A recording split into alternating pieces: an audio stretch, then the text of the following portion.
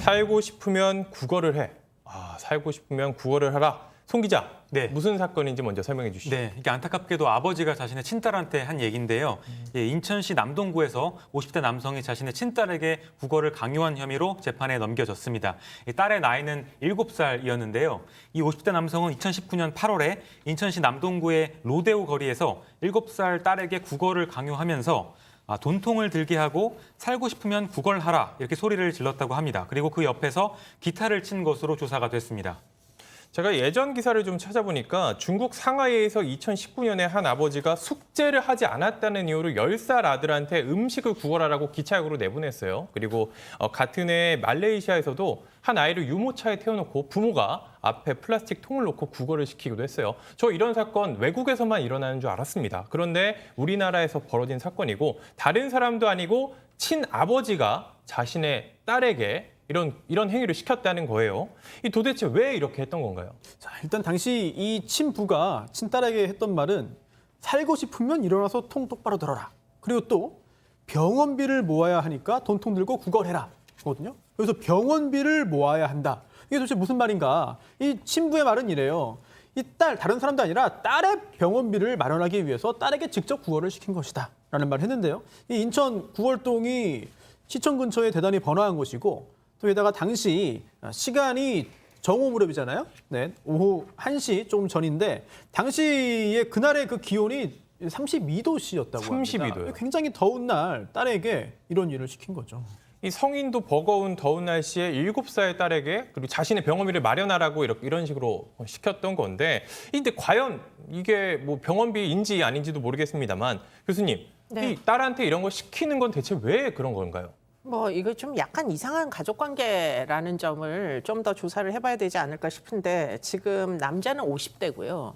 그리고는 외할머니는 70대예요. 이 가족이. 그리고는 엄마가 있는데 엄마는 아마도 40대 내지는 50대 되는 것 같은데 아이 나이는 7살이에요. 그러면 이 부부가 40, 50대 부부가 아이를 너무나 늦게 낳아서 결국은 국어를 시키면서 기타를 들고 노래를 부르고 다니는 사람이라는 건데 지금 사실 굉장히 좀 이상합니다.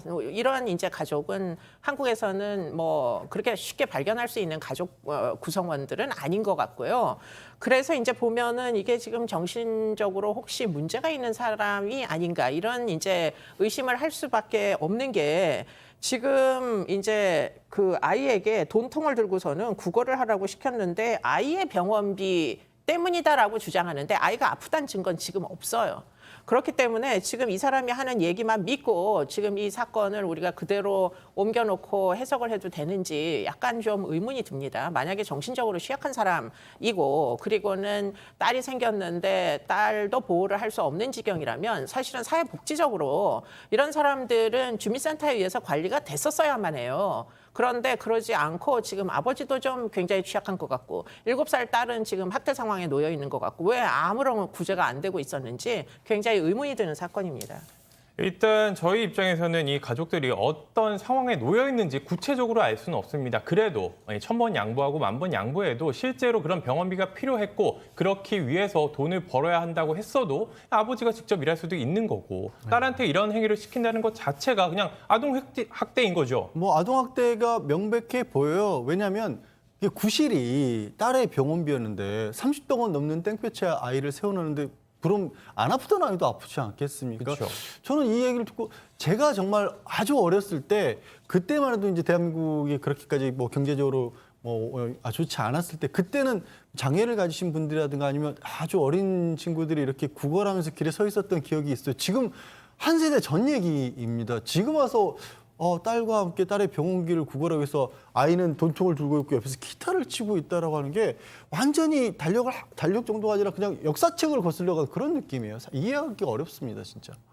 네, 송 기자, 이 딸, 이 국어를 하게 됐던 딸 고작 7살이었어요. 뭐 초등학교를 들어갔거나 아니면 들어가기 직전이거나 할 텐데 길거리에서 강제로 이런 식으로 국어를 하게 된 상황이면은 어린아이가 그 땡볕에 얼마나 정신적으로 충격이 컸을까요? 맞습니다. 장소도 지금 인천 로데오 거리 사람이 굉장히 많은 곳인데요. 뭐 두려워할 만한 상황이었던 것 같습니다. 이런 두려움도 전날 할머니한테도 표현을 했다고 하는데요. 이 아이는 전날 할머니를 찾아가서 아빠가 국어를 시키려고 한다면서 불안감도 호소를 했다고 합니다. 또 조사를 해보니까 엄마도 아이의 어머니도 이 사건 전날에 아이 할머니를 찾아가서 이 남성이 구걸을 시키려고 한다는 계획을 들었다면서 정신적인 고통을 호소했다고 합니다. 예, 나옵니다. 방금 송 기자가 설명했지만 사건 전날에 아이의 엄마도 할머니를 찾아가서 정신적인 고통을 호소했다라고 해요. 여러 가지 정황들로 봤을 때 조금 일반적인 가정과는 조금 거리가 있는 상황 같아요, 교수님. 네, 뭐 틀림없이 이게 그 평균 40대, 50대 평균 지능을 가진 사람들의 행적으로는 좀 보이지가 않아요. 그런데 이제 이 엄마가 사실 할머니를 찾아가가지고 외할머니죠, 아예. 큰일 났다. 나 너무 괴롭다. 이 사람이 이제 아이를 데리고 가서 구걸을 시키려고 하고 나도 괴롭힌다. 이런 호소였다면 최소한 아동학대뿐만 아니라 가정폭력 피해를 예상을 해야 되는 거 아니냐. 이런 생각들을 갖게 되고요. 그러면 왜 40, 50대 먹은 여성이 왜 친정 엄마를 찾아가서 이걸 호소하느냐? 그냥 경찰서 가서 112에 신고하면 되는 일인데 왜 그렇게 안 했는지는 그 대목이 이제 사실은 굉장히 크리티컬한 기준이 될 가능성이 높아요. 왜 112에 신고를 해야 된다는 생각조차 못 했느냐? 이게 아마도 어떤 평균적인 사고를 하는 사람이 아닐 개연성이 높다. 이런 걸 추정하게 만듭니다. 네, 그 가족들이 뭐 어떤 사연이 있었는지까지는 저희가 구체적으로 현재로서는 알기가 어렵긴 하지만 어찌됐건 수사가 이뤄졌고 재판에 넘겨졌습니다. 예, 손 변호사님, 법원은 어떤 판단을 했습니까? 네, 지금 아동복지법에 보면은요, 아동에게 구걸을 시키거나 또는 아동을 이용해서 구걸하는 행위를 하지 못하도록 금지하고 있고요. 이런 경우에 형사처벌하고 있습니다. 이 사건에서도 인정이 됐는데요. 징역형이 나왔어요. 징역 6개월형입니다. 하지만 그 집행을 2년간 유예했는데요. 2달 동안, 2개월 동안은 그래도 구속돼서 구금돼 있었습니다. 이런 부분들이 참고가 된 것인데 더운 날씨에 많은 사람이 다니는 거리에서 7살 딸에게 강제로 구걸을 하게 했다. 범죄 내용이 좋지 않고 피해 아동이 입은 정신적 피해도 적지 않다고 봤습니다. 재판 과정에서 이 피해자인 이 친딸의 상태 등에 대한 조사들이 이루어졌을 것이고요. 그리고 40시간 동안의 아동학대 치료 강의 수강, 또 5년간 아동 관련 기관 취업 제한 조치가 이루어졌는데 친권자거든요. 친부기 때문에 이 친권 관련해서도 친권 행사의 제한이나 또는 친권 상실 사항이 될 수도 있어요. 아동복지법에도 관련 규정이 바로 그 아래 다음 조항이 있거든요. 이런 부분까지도 종합적으로 고려해서 관계기관이 좀 고민을 해야 될 것 같습니다.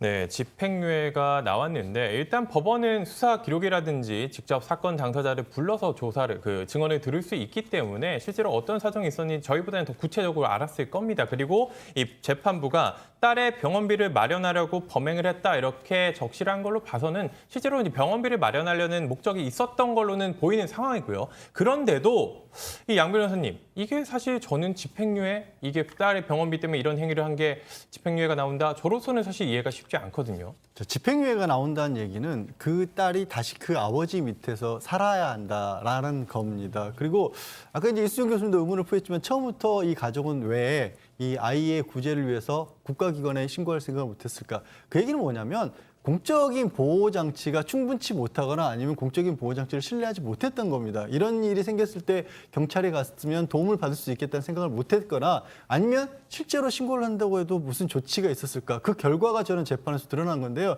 재판부 입장에서도 만약에 이 아이에게 지금 우리 사회가 더 나은 양육 환경을 제공할 수 있다면 저는 집행유예 안 해줬을지도 모른다는 생각을 해봅니다. 이렇게 돌려보낼 수밖에 없는 이유는 그럼에도 불구하고 이 아버지 말고는 이 딸을 키울 사람이 없는 거예요. 지금 대한민국의 현 주소가 여기서 민낯이 드러난 게 아닌가 싶어요. 이 아이, 저는 정확히는 몰라요. 이 아이가 다른 데 더 좋은 곳에 지금 보호를 받고 있다면 굉장히 환영할 일이지만 그렇지 못한다고 한다면 이게 아버지에 대한 형벌의 문제가 아니라 딸을 어떻게 했느냐가 저는 너무 궁금합니다, 사실. 네, 제가 이 기사에 달린 댓글들을 좀 찾아서 봤더니 자신이 가정폭력을 겪었다 이렇게 이야기를 하시는 분이 이런 댓글을 남기셨어요. 저런 일은 절대로 하면 안 된다. 저런 일을 겪은 아이는 사람들 앞에서 나서기도 어렵게 되고 트라우마가 생겨서 대인 기피증까지 생긴다. 본인이 겪고 있는 이런 일을 말씀하셨는데 교수님, 이 가정으로 돌아가고 아버지가 집행유예를 풀려났기 때문에 결국에는 또 다른 피해가 발생할 수도 있는 상황입니다. 네, 지금 굉장히 안타까운 그 생각이 드는데요. 아버지가 보호관찰을 받았기 때문에 집에서 보호관찰소를 주기적으로 드나들기만 하면 되는 처분인 거거든요. 그렇기 때문에 결국 집으로 돌아갈 겁니다. 그런데 지금 아까 그 할머니라는 분이 친할머니인지 아닌지 모르지만 이 엄마가 괴롭힌다, 아이 아빠가 하고 이제 호소까지 했잖아요. 그러면 이 사건을 아동학대 사건으로다가만 규율하지 말고 가정폭력 사건으로 만약에 조금 더 뭐 조사를 해가지고 적용할 수 있었다면 아이를 데리고 엄마는 쉼터로 나갈 수 있어요. 분리가 가능합니다. 7살밖에 안 됐기 때문에. 그런데 왜 그런 이제 피해자 보호까지를 가는 처분을 내리지 못했는지 조금 한번 다시 살펴볼 필요는 있겠다. 그 생각은 듭니다. 네, 이 시청자 이 벨라벨라라는 아이디를 쓰는 가족분께서는 국가가 아동을 이렇게 보호하지 못하면은 이런 저출산 시대에 과연 누가 애를 낳으려고 하겠느냐 이런 말씀도 남겨주셨습니다. 오늘 인물 여기까지 하고요.